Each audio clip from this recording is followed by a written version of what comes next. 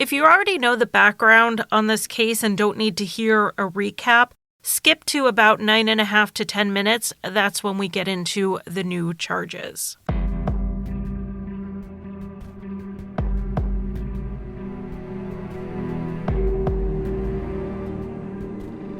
Hello and welcome to this impromptu update episode. I may not sound as polished as usual because I have a few notes, I have some court documents, and we're just going to go over it really casually. I just want to update everybody, even though I legitimately don't have the time to do extra work this week. We're doing it anyway because this is important. It's important to keep everyone updated, and if I'm going to follow current cases, I need to also follow through with any resolution with you. So that is the job I have taken on. So we are going to talk about the big updates in the Chad Daybell, Lori Vallow Daybell legal saga. I have been following this case through the legal process. I am not going to bore you with every motion that was made. It was a lot. I have followed it all, but we're going to just get to what just happened. And this happened yesterday as I'm recording this, so May 25th. And it would have been J.J. Vallow's 9th birthday. A grand jury handed down indictments against Lori Vallow Daybell, his mother, and her current husband, Chad Daybell, and charged them with murder, among other charges. So I do want to give a quick timeline to catch everyone up. I have a long episode up already that covers leading up to the arrest of Lori Daybell. And then I have an update episode in the podcast feed about when the children were found on Chad Daybell's property in Idaho. The only way to sum up about 2 hours of content here is to do a very quick timeline, but if you want the whole story, more details than you need, check out those episodes of the podcast. I'll leave them linked in the description box. I'm also posting this on YouTube voiceover style, so if you were on YouTube, I'll still leave the links below. Maybe I'll post them on the YouTube channel if I haven't already. But let's go back. We're going to start in 2001. Lori Vallow married Joseph Ryan. Joseph was Lori's third husband, and he adopted her son from her second marriage, Colby. And then they had a daughter together, Tylee. She was born in September 2002. They filed for divorce in 2004, with Lori accusing Joseph of abusing Colby. And there was a visitation battle between Lori and Joseph over Tylee at this point. And something just to tuck in your brain, Lori's brother, Alex Cox, assaulted Joseph at some point in this not-so-amicable split. In 2018, Joseph did die of a heart attack, and it is still considered of natural causes, even with everything that has also happened. So divorced from Joseph, Lori Vallow married her fourth husband, Charles Vallow. That's where she gets her last name. And during their marriage, they adopted Joshua Jackson, who they called JJ. JJ was Charles's sister's grandson. So this was a kinship placement and kinship adoption in the family. And that allowed Charles's sister, Kay, and her husband, Larry, to just be JJ's grandparents. So they were the grandparents, Charles and Lori were the parents. JJ did have autism, and he may have been born with drugs in his system. In 2014, Charles and Lori move the family to Hawaii. And about a year into living in Hawaii, Lori started reading books by an author named Chad Daybell. And Chad Daybell is an LDS author who would write fictional apocalyptic plot lines. Lori wasn't just into the books in the sense that she was interested in the fiction. She was also very into this idea of it being the end of times. And Chad had a lot of theology of his own mixed with LDS theology in what that was going to look like. In about 2016, 2017, somewhere in there, the couple moved the family to Arizona. And Lori met Chad Daybell in person when he came to town to talk about preparing for the end times or some similar end of days topic. This would have been around 2018 that they met. It seems very likely they communicated online before this on some prepper websites and forums.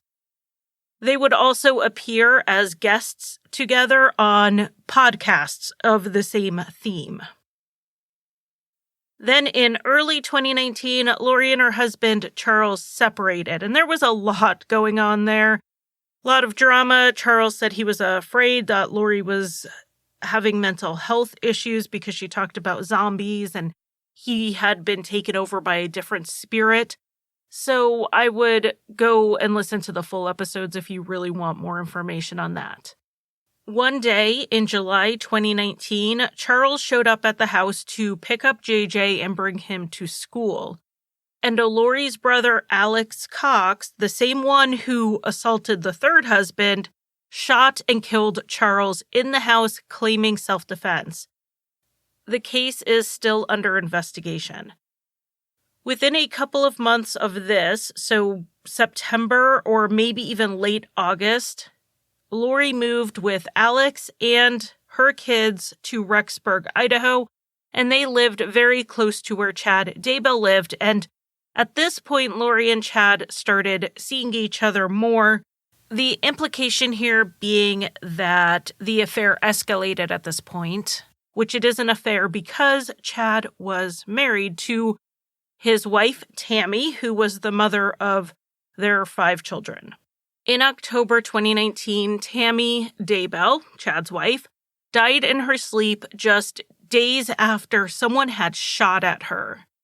It was initially ruled natural causes, though no autopsy was done, and initially there was no link between the attempted shooting, which someone thought it might have just been a paintball, that someone was playing a prank on her, and then her death a few days later. Connections were not made. So JJ's grandparents, Kay and Larry, hadn't heard from him in a while. They were used to pretty regular phone calls with him, and then they got less frequent, and then they suddenly stopped, and Lori just never was available for a phone call, and they got worried in November of 2019, but they didn't actually know where Lori lived. They didn't know she had moved to Idaho, but they found that out, so they called the Rexburg police and asked them to do a welfare check on JJ. The police went to the house, and JJ and Tylee were not there. Lori lied about where they were, saying that they were with their grandparents, then with a friend. And the next day, Chad and Lori left Idaho and went to Hawaii, where they got married just 2 weeks after Tammy's death. And they refused to tell Idaho investigators where the kids were.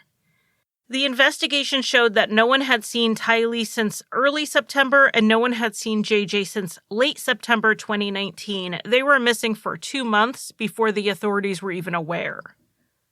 A month into the investigation into where the children were, Alex Cox, Lori's brother, who was a suspect in the death of Charles Vallow, died of a pulmonary embolism. It was ruled a natural death, and foul play is not believed to have occurred, though that was everybody's initial assumption in this case. Eventually, Lori and Chad went back to Hawaii, where they were kind of laying low until they were discovered where they were, and Lori was arrested on child desertion charges and sent back to Idaho. She had been told to produce the children for the court, and she refused, and that is what led to the arrest. Chad also returned to Idaho, though he was not arrested just yet. That wouldn't happen until June 9th, 2020, when the police searched his property in Idaho using evidence from cell phone pings. They found JJ Vallow and Tylee Ryan's remains on the property. Chad was arrested and charged with concealing evidence. Tylee was not quite 17 years old when she died, and JJ was just 7. There was a lot of legal back and forth for both Lori and Chad, with them both being held in pretrial detention since their arrests. And it was a long 11 months of everyone waiting for murder charges, and now a grand jury did indict them on new charges, so let's go over those right now. I do have the documents. They are appearing on my screen to be a little blurry, so if I can get clearer ones, I will go ahead and put them up on the screen in YouTube. I will post them on social media. I'll do something if I can get ones that are a little bit clearer. So count 1, conspiracy to commit first-degree murder and grand theft by deception. And these are obviously felonies. It reads, the defendants, Chad Guy Daybell, Lori Noreen Vallow, and Alex Cox, deceased, and other co-conspirators, both known and unknown, on or between the dates of October 26th, 2018, and continuing until January 15th, 2020, did willfully and knowingly conspire to commit the first-degree murder of Tylee Ryan and to commit grand theft by deception. So here are the really interesting things. They have a list of what they call overt acts. And this isn't a probable cause affidavit. We're not hearing a whole lot of the justification, the probable cause for the arrest. But we are hearing the overt acts that the grand jury is saying they find it likely that they did. The first one is that Chad and Lori endorsed and espoused religious beliefs for the purpose of encouraging and or justifying the homicide of Tylee Ryan. If we remember back to their theology, they believed that people were ranked in lightness and darkness. They could be taken over by spirits and be kind of zombies, and the only way to free them from their zombie state is to actually physically kill their body so that then they're free. So that, I believe, is the religious beliefs they're referring to here. Then it says that on or about August 16th, 2019. So this is an important date because we know Tylee was alive for at least 2 weeks after this because she was photographed at Yellowstone in early September. So on August 16th, before Tylee Ryan's death, Lori changed the deposit for her Social Security benefits because Tylee was getting Social Security survivor benefits because her father died. She changed the deposit from Tylee's bank account to her personal bank account. So the money was taken from Tylee and sent to Lori. Then it says on or about September 1st, 2019, Lori moved from Chandler, Arizona to Rexburg, Idaho with Alex Cox, Tylee, and JJ. Then on or about September 8th, 2019, Chad Googled SSW wind and visited a website entitled, What is the definition of SSW wind direction? I'm sure the relevance of this will be made clear later, but this is the day that Tylee was last seen alive in Yellowstone, and Chad is Googling wind directions. The relevance isn't entirely clear here, but if I was going to speculate, we do know Tylee's remains were found burned to some degree, and Chad is Googling wind directions. I think it's possible that is somehow what is being referenced here, but we don't know. We don't have the context. We will find out down the road. That is honestly just my speculation here. And I always want to be clear when I'm just really speculating and not basing it on anything solid. So next on the list of overt acts is that on September 9th, which would be the next day, Alex Cox went to Lori's apartment. Then between September 9th and then February 1st, 2020, Lori Vallow failed or refused to contact the Social Security Administration as required by law to inform them of Tylee Ryan's death. So they're saying she knew about her death from when it happened and up to her arrest and still collected the money. The last overt act on this count is that Lori Vallow received 5 monthly Social Security survivor benefits payments on behalf of Tylee, even though she knew she was dead. So that is the first count. So count 2 is saying that between the 8th and 9th day of September 2019, Chad and Lori had either killed Tylee Ryan and or assisted in the killing of Tylee Ryan and or encouraged the killing of Tylee Ryan and or commanded another to kill Tylee Ryan in violation of Idaho Code sections, blah, blah, blah. So we have count 3, conspiracy to commit first-degree murder and grand theft by deception on the murder of J.J. Vallow. Again, the first overt act are the religious beliefs. The second one is about them moving. Then it says, on or about September 23rd, 2019, Alex Cox did take possession of J.J. Vallow. Then on or about November 26th, 2019, Lori Vallow provided false and or misleading physical location of J.J. Vallow to law enforcement during a lawful investigation. The next overt act is that between September 23rd and then February 1st, 2020, Lori Noreen Vallow failed or refused to contact Social Security Administration as required by law to notify them of JJ's death. And that she did continue to collect 4 monthly Social Security survivor benefits on behalf of JJ and 4 monthly Social Security child and care payments.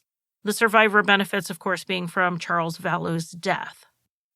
Though everyone expected there to be charges in JJ and Tylee's death, it seemed a little bit less likely that there would be murder charges in Tammy Daybell's death. They did exhume her body to do a second autopsy. The results were in, but never announced.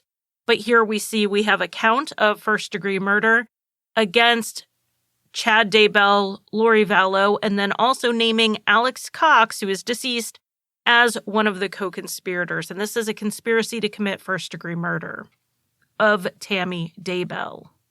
The overt acts, again, the religious beliefs justifying and or encouraging the homicide, the information about Lori moving to Rexburg, and then text messages between Chad and Lori regarding death percentages for both Tammy and JJ on July 30th, 2019.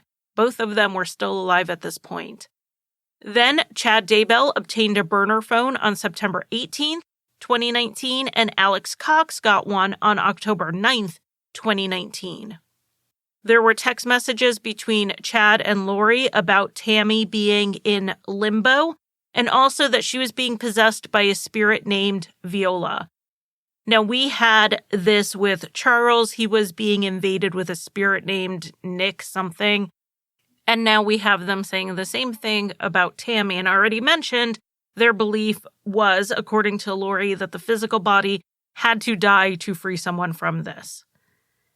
On September 8th, 2019, which is the same day Tylee was last seen, Chad Daybell signed an application with Tammy, increasing her life insurance to the maximum allowed under her specific policy.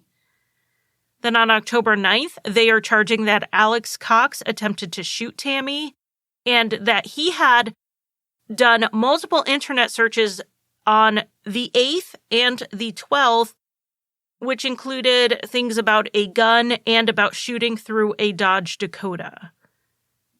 He also went to the gun range in the months leading up to October 2019 when the attempted shooting of Tammy took place. There's also an attempted shooting accusation against Alex for an incident with one of Alex and Lori's niece's ex-husbands, which is another story and another case altogether. Let's get back to Tammy's case. They said that Alex traveled from a Sportsman warehouse to the vicinity of the Daybell residence on October 9th, 2019. My guess is they used cell phone records to know that, and that on the night of October 18th, Alex was in a church parking lot about 2.5 miles from the Daybell residence. So this puts him at or near the property on the night someone tried to kill Tammy and the night she actually died. However, that is the conspiracy charge. The actual first-degree murder charge, that count is on Chad by himself. He has been charged with either killing Tammy or assisting in killing her, encouraging the killing of her, or commanded another to kill Tammy Daybell. So let's sum up the new indictments. Lori and Chad Daybell were indicted on a charge of conspiracy to commit first-degree murder for the death of Tylee Ryan. They were indicted on the charge of first-degree murder for Tylee Ryan. and Lori was charged with grand theft by deception. They were also indicted on charges of conspiracy to commit first-degree murder and the first-degree murder in the relation to the death of J.J. Vallow. Lori was also charged with grand theft by deception. Lori and Chad were then indicted on the charge of conspiracy to commit first-degree murder in the death of Tammy Daybell, and Chad was indicted on the charge of first-degree murder in the death of Tammy Daybell. And then we have insurance fraud charges.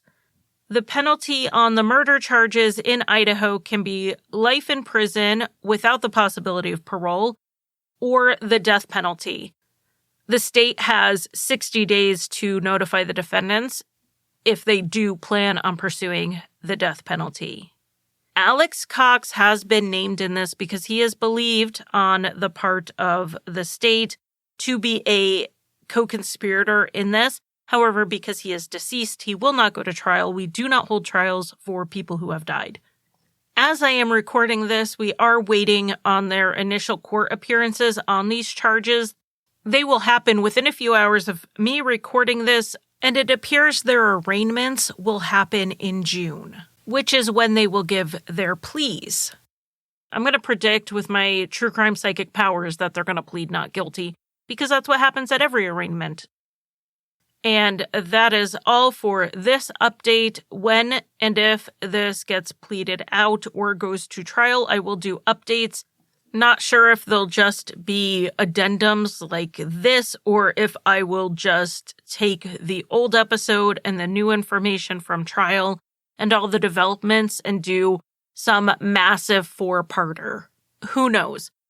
This case is a difficult one for me because it does include 2 beautiful children who had big families who loved them, who would have taken them in, who would have provided for them if they knew that they needed it. 2 children who were dependent on a mother who now stands accused of killing them.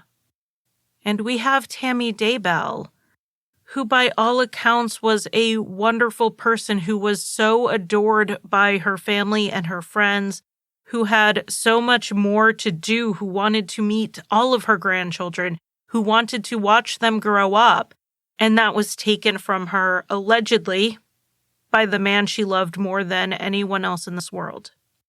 And then Charles Vallow, who all he wanted to do was get his wife help. He wanted to see the children safe and see Lori mentally well.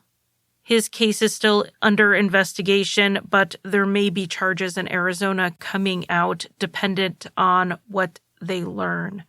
The death and destruction left in the wake of these 2 people and their belief system, it is mind-blowing. It is just such a deep tragedy that this case is very hard to look at objectively. And so I should probably take a big step back until the legal process is done and we know more or less what really happened here. But when we do find out what really happened here, I will bring you those updates.